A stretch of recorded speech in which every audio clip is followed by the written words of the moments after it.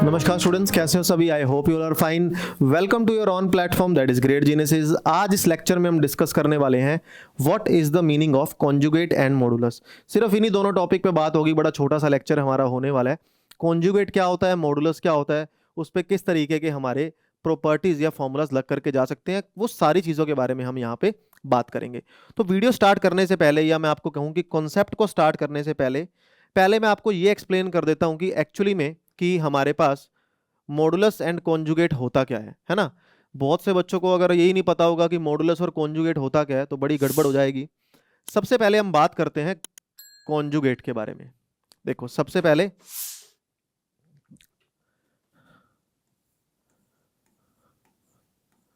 Conjugate के बारे में हम लोग यहां पे बात कर लेते हैं, फिर हम बात करते हैं मॉडुलस के बारे में। ये दो अलग अलग टॉपिक हैं और बड़े इंपॉर्टेंट टॉपिक हैं और बड़े इजी टॉपिक हैं। मैं मान के चलता हूं कि मेरा कोई भी कॉम्प्लेक्स नंबर है जो a प्लस आइटा बी की फॉर्म में लिखा जा सकता है। मेरा कोई भी कॉम्प्लेक्स नंबर है जो a प्लस आइटा बी की फॉर्म में लिखा जा सकता है।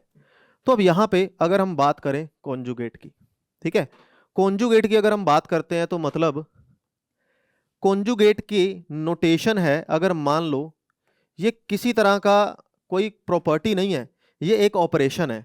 कॉन्जुगेट का मतलब होता है कि अगर आपका कोई भी कॉम्प्लेक्स नंबर एक स्टैंडर्ड फॉर्म के अंदर पड़ा है, किस में पड़ा है, एक स्टैंडर्ड फॉर्म में अगर पड़ा है, तो अगर हम उसका कॉन्जुगेट निकालते हैं, तो अगर हम उसका कॉन्जुगेट निकालते हैं तो क्या होगा, जो आइटा वाला पोर्शन होगा उसका साइन चेंज हो जाएगा। बस यही है कॉन्जुगेट। अब अगर मैं आपको एक और चीज़ बताऊं, बहुत से बच्चे इस चीज़ में गलती करते हैं कि बी आइटा क्यूब है, मैंने बोला इसका कॉन्जुगेट निकाल करके दिखाओ। बच्चे क्या करते हैं, माइनस बी लिख देते हैं, माइनस बी आइटा क्यूब। गलत आंसर। नहीं, मैंने बोला पहले इसको आप स्टैंडर्ड फॉर्म में लिखेंगे। आइटा क्यूब की जगह मैं क्या लिख सकता हूं, माइनस का आइटा। अब जब ये स्टैंडर्ड फॉर्म में कन्वर्ट हो गया, आइटा में कन्वर्ट हो गया, अब हम इसका साइन जो है वो चेंज करके जाएंगे। अब हम इसका साइन चेंज करके चले जाएंगे। तो ये है कॉन्जुगेट का पूरा प्रोसेस, यानी कि कॉन्जुगेट कैसे किया जा सकता है। अब बहुत से क्वेश्चंस के अंदर ऐसा भी होगा कि जैसे 2+3 आयोटा है, अपने को कहेगा इसका कॉन्जुगेट करो, तो पहले आप क्या करेंगे, इसको स्टैंडर्ड फॉर्म में कन्वर्ट करेंगे। कैसे? After rationalisation. ठीक है। अब बात करते हैं मॉडुलस की। मॉडुलस का सिंबल होता है ये a प्लस आयोटा बी। अगर मैं इसको स्टैंडर्ड फॉर्म में लिख दूं, a plus iota B. Modulus का सिंबल क्या होता है, 2 बार लगा दो। तो मॉडुलस के अंदर हम लोग क्या करा करते हैं, जो भी आपका रियल पार्ट है उसका स्क्वायर कर दो, और जो भी आपका इमेजनरी पार्ट है उसका स्क्वायर कर दो, और पूरे पे रूट लगा दो। ये करते हैं। अब जैसे मान लो, मैं फिर से ये बोलूंगा, मॉडुलस करने के लिए भी हमारे पास हमारा जो कॉम्प्लेक्स नंबर है वो किस फॉर्म में होना चाहिए, वो एक स्टैंडर्ड फॉर्म में होना चाहिए। तो यहाँ पे देखो ध्यान से कि अगर मैं 2+3 आइटा इस पे मोड लगा करके जाता हूं, तो मेरे पास क्या होगा, स्क्वायर रूट ऑफ 2 का स्क्वायर और प्लस में 3 का स्क्वायर। तो आंसर मेरे पास बन करके आ जाएगा, 2 का स्क्वायर हो जाएगा 4 और 3 का स्क्वायर हो जाएगा 9। तो √13 जो है वो आंसर मेरे पास निकल करके आ जाएगा। √13 आंसर निकल करके आ जाएगा। तो ये है कॉन्जुगेट और मॉडुलस की सारी प्रॉपर्टीज। कैसे कॉन्जुगेट अप्लाई किया जाता है, कैसे मॉडुलस अप्लाई किया जाता है। अब बात करते हैं कि इनकी सारी प्रॉपर्टीज के बारे में। कौन कौन सी प्रॉपर्टी हमें ये सिखा करके जाएगा। मैंने आपको पहले भी बताया है, मॉडुलस और कॉन्जुगेट की जो प्रॉपर्टीज हैं वो कभी भी आपके क्वेश्चन के अंदर काम नहीं आएंगी। ठीक है ना। ये मैं बी फ्रैंक बोल रहा हूँ क्योंकि देखो ऑब्वियस ही बात है, इतनी सारी प्रॉपर्टीज का यूज होता नहीं क्वेश्चन के अंदर कॉम्प्लेक्स में। Conjugate of a complex number पढ़ लिया। अब पहली प्रॉपर्टी है कि if R is a real number, अगर कॉम्प्लेक्स नंबर या जेड कोई भी प्योर रियल नंबर है तो उसका कॉन्जुगेट उसी के इक्वल होगा। कैसे?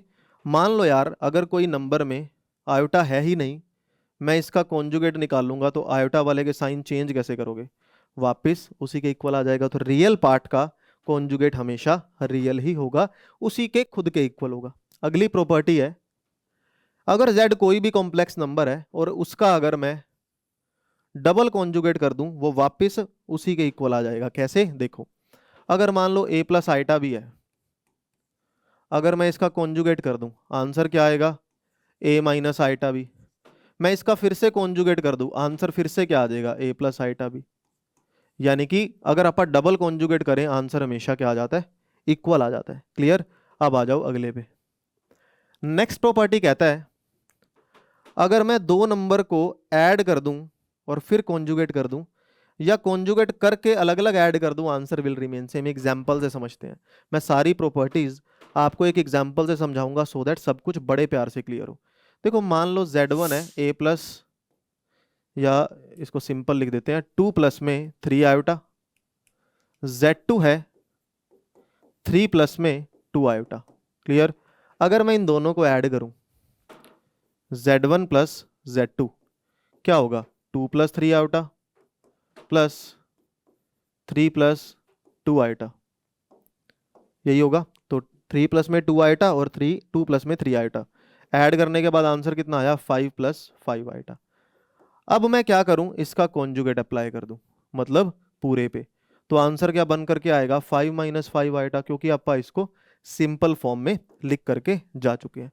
लेकिन अगर मैं एक काम करूं, अब यहां पर पहले नंबर का अलग कॉन्जुगेट कर दूं, दूसरे नंबर का अलग कॉन्जुगेट कर दूं, क्या बनेगा, ये हो जाएगा 2 प्लस में 3 आइटा का कॉन्जुगेट और 3 प्लस में 2 आइटा का कॉन्जुगेट। ठीक है। तो ये बनेगा अपने पास 2 माइनस में 3 आइटा और ये बनेगा 3 माइनस में 2 आइटा। 2 प्लस 3 हो गया 5, 5 माइनस 5 आइटा। आंसर चेक करो कि आंसर सेम है ना। तो यही प्रॉपर्टी तो सिखाने की कोशिश कर रहा था। अगले पे आ जाते हैं। नेक्स्ट कहता है सेम, अगर दो कॉम्प्लेक्स नंबर्स को माइनस करके कॉन्जुगेट किया जाए या अलग अलग कॉन्जुगेट करके माइनस किया जाए, आंसर हमेशा सेम आएगा। जैसे मान लो 2 प्लस 3 आइटा एक नंबर है और एक 2 आइटा नंबर है। मैं पहले इनको माइनस करता हूँ। 2 प्लस में 3 आइटा माइनस का 2 आइटा, तो 2 प्लस में आइटा बचा। अब मैं माइनस करने के बाद इन पे कॉन्जुगेट अगर लगाऊं तो आंसर कितना आएगा, 2 माइनस आइटा आएगा। लेकिन अगर मैं पहले ही कॉन्जुगेट कर दूं, जैसे 2 प्लस 3 आइटा का कॉन्जुगेट माइनस में Z2 कितना है, 2 आइटा का कॉन्जुगेट, इसका कॉन्जुगेट हो गया 2 माइनस का 3 आइटा, ये माइनस का 2 आइटा हो जाएगा। तो क्या आंसर सेम निकल करके आ गया या नहीं आ गया। तो प्रॉपर्टी जितनी भी वो कह रहा है वो सारी लेफ्ट राइट को इक्वल करने के लिए बोलेगा, इससे ज़्यादा वो गेम नहीं खेल रहा। सेम सिचुएशन मल्टीप्लाई में है, दो नंबर की मल्टीप्लाई कर दो। जैसे एक कॉम्प्लेक्स है 2 आइटा, एक है 3 आइटा। आप चाहे तो a प्लस आइटा बी की फॉर्म में भी ले सकते हो। इनको मल्टीप्लाई करके कॉन्जुगेट अप्लाई करो। 6 आइटा का स्क्वायर, आइटा स्क्वायर -1 होता है, -6 का कॉन्जुगेट खुद -6, या अलग अलग कॉन्जुगेट करो। 2 आइटा का कॉन्जुगेट मल्टीप्लाइड बाय 3 आइटा का कॉन्जुगेट, ये हो जाएगा माइनस का 2 आइटा, ये हो जाएगा माइनस का 3 आइटा, प्लस का 3 2 6 आइटा स्क्वायर की वैल्यू -1। तो ये रिक्वायर्ड आंसर हो गया। आई होप अच्छे से क्लियर हो रहा है। मैं सिर्फ प्रॉपर्टी को यहाँ पे पूरी सेटिस्फाई करके दिखा रहा हूँ आपको, और इससे ज़्यादा गेम यहाँ पर नहीं होने वाली। अगला कहता है कि अगर Z1 Z2 वही डिवाइड वाले केस में आ गया, ठीक है, तो सेम एग्जांपल से आप कर सकते हो। बस यहाँ पे एक कंडीशन का ध्यान रखना, नीचे वाला नंबर 0 नहीं हो सकता, क्योंकि इन्फिनिटी आ जाएगा।